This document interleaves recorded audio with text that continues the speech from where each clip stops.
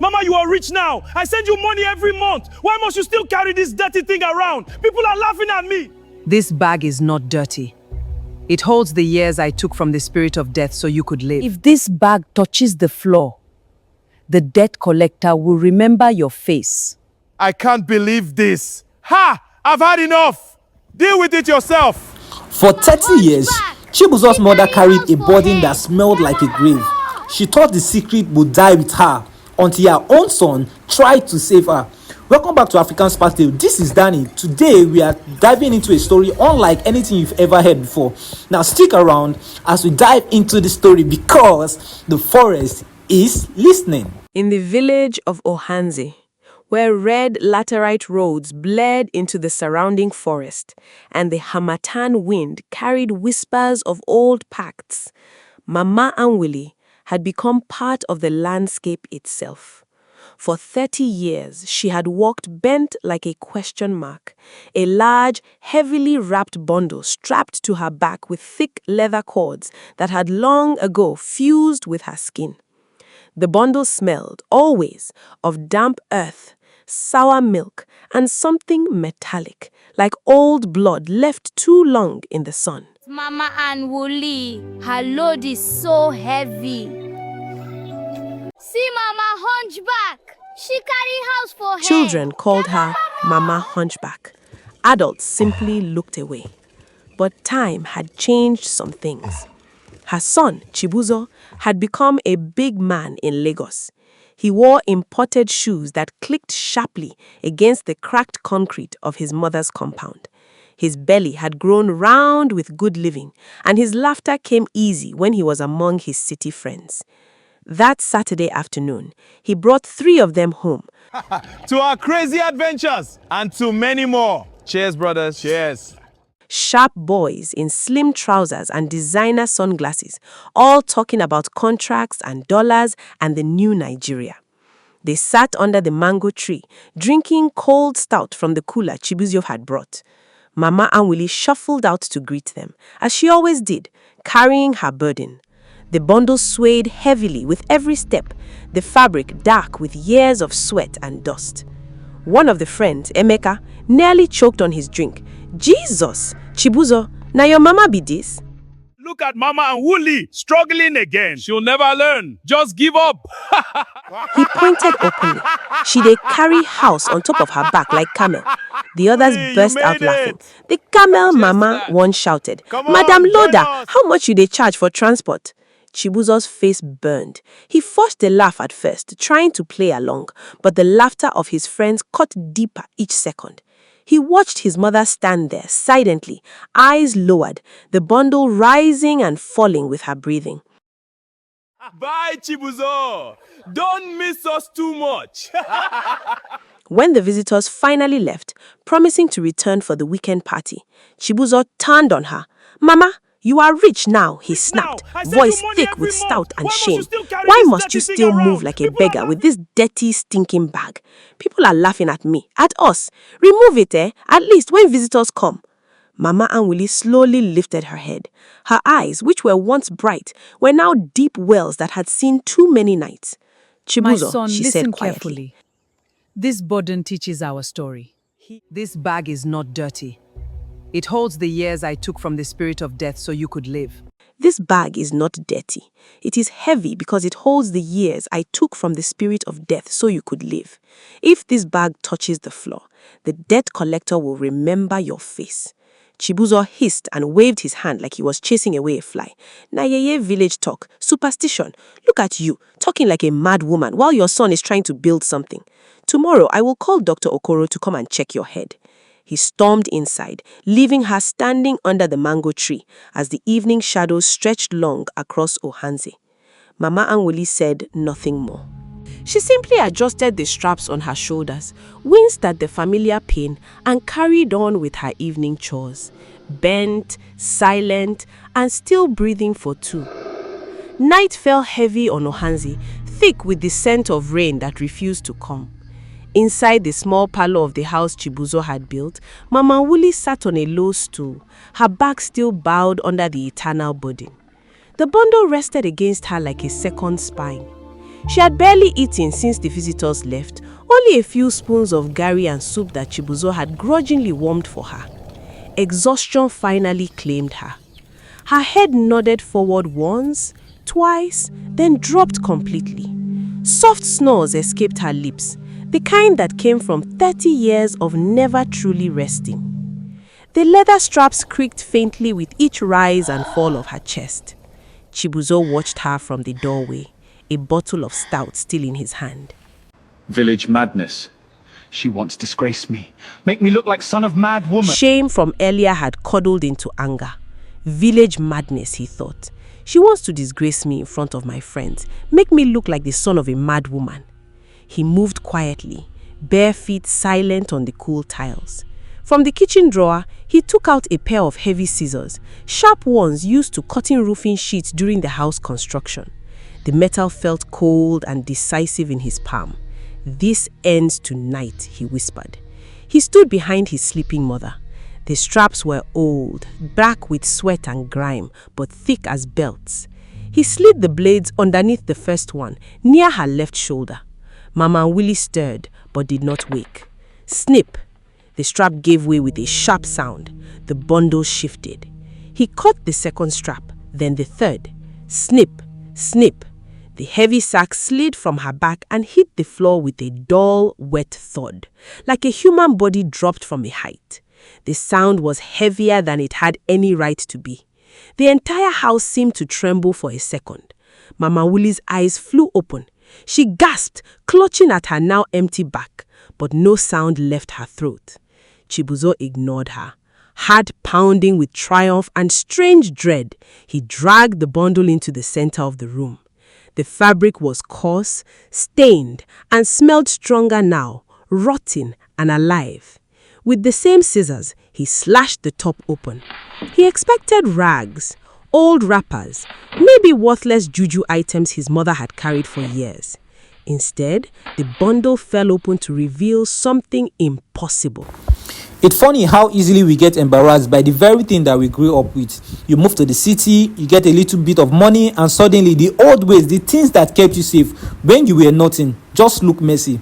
They look like a disgrace. Now, Chibuzo thought he was trying to clean up his house. He thought he was trying to save his mother. But sometimes, when you try to cut away that which you think is holding you back, you find out it was the only thing that is holding you up. Now, let's find out what is inside this bag all these years. A heart, a massive living heart, the size of a ripe watermelon, sleek and veined, pulsing slowly in the dim light of the single bulb. Black blood oozed from its chambers, thick as palm oil, pooling on the floor. Thick cords like roots connected it to a yellowed scroll tied across its surface. On the scroll, written in glittering gold ink that seemed to move on its own, was a single name, Chibuzo Okafor. The moment the bundle had struck the floor, the great heart had begun to slow. Its powerful beats grew weaker, weaker, until with one final sickly squelch, it stopped completely. Silence swallowed the room. Chibuzo staggered back, scissors clattering from his hand. His mouth opened, but no words came. Behind him, Mama Anwuli rose to her feet, straight for 30 years. Her eyes were wide with terror. She tried to scream his name, but only a dry, soundless rush of air escaped her lips. Then the change began. Her skin started to crack, turning gray and brittle like burnt paper.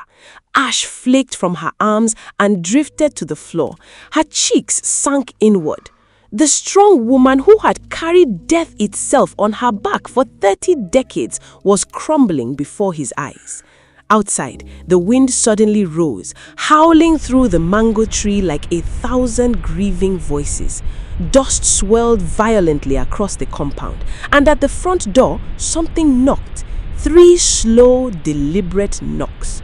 The knocks came again, 3 measured thuds that vibrated through the zinc roof and into Chibuzo's bones. Each one felt like a fist against his chest. He stood frozen, staring at what remained of his mother. Mama Anwuli's face was collapsing inward, her lips cracking and peeling away in grey flakes. Chibuzo, help me. Mama, no, I can't! Her once full arms were now brittle sticks, shedding ash with every trembling movement. She reached for him, mouth forming his name in silent desperation. Chibuzo, but no voice. Only the soft patter of her body disintegrating onto the white tiles he had proudly installed 2 years ago. Outside, the wind screamed louder, rattling the windows. The mango tree bent almost double, its branches whipping like angry spirits.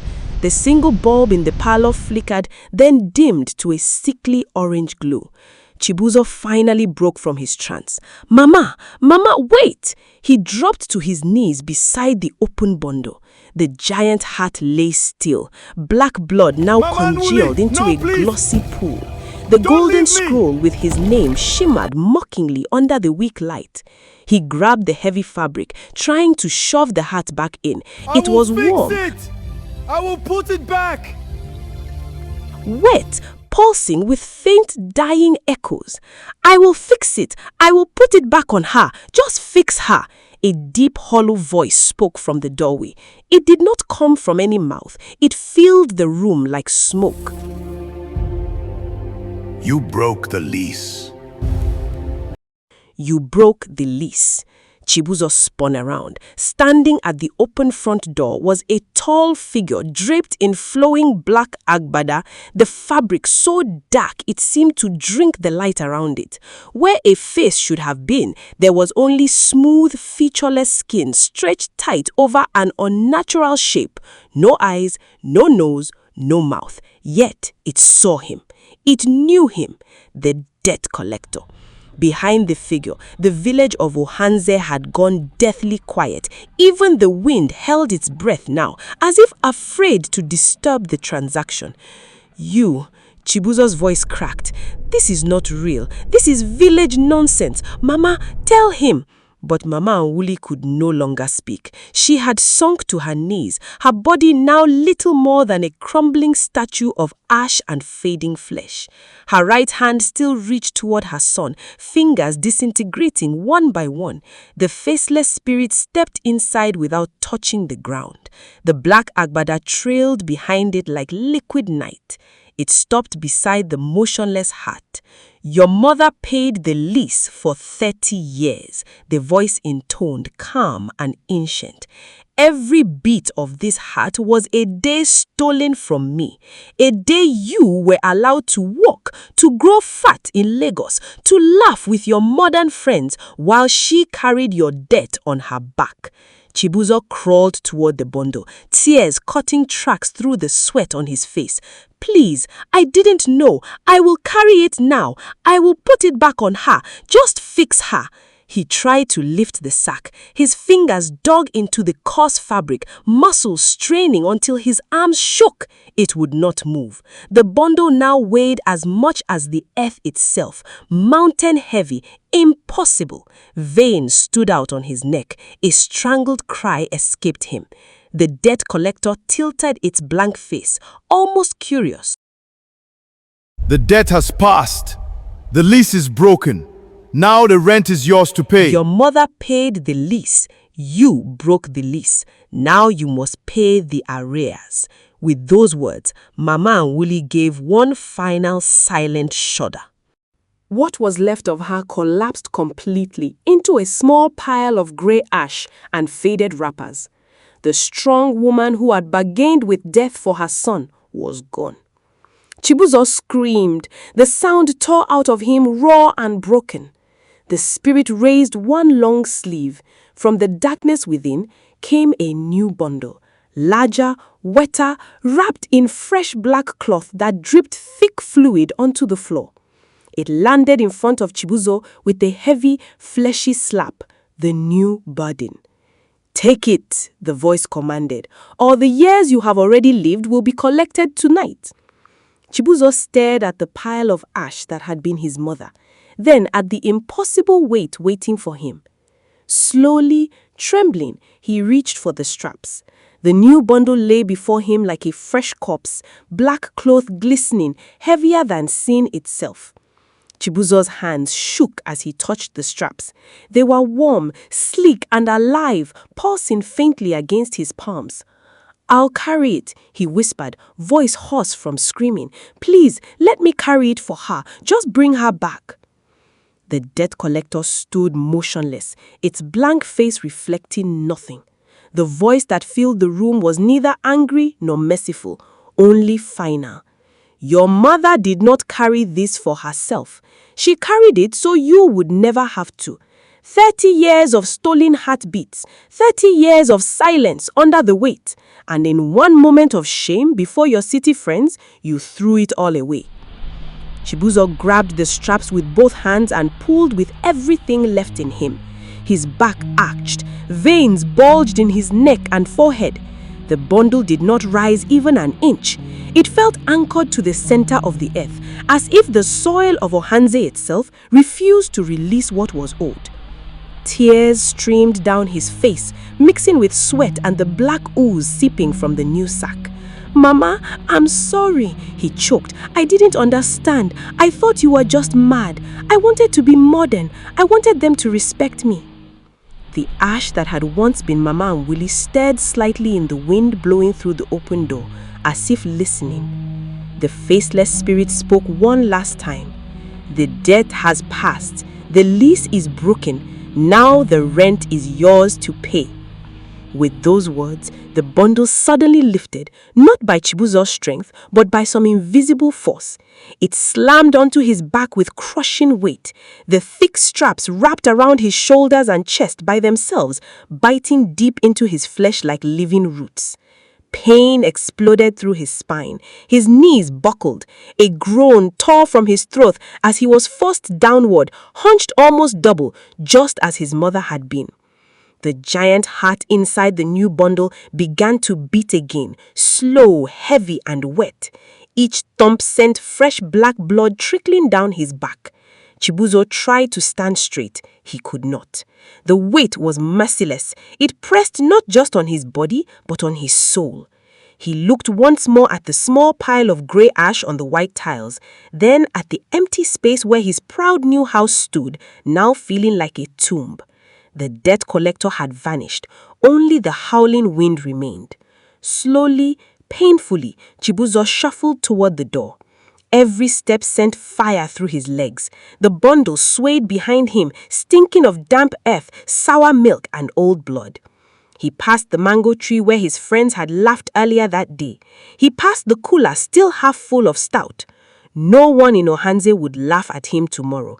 He kept walking, bent like a broken question mark, past the last house, past the red laterite road, and into the dark forest that bordered the village. The trees swallowed him. The night accepted its new carrier. Somewhere behind him, in the silence of the empty house, a single golden name on an old scroll slowly faded.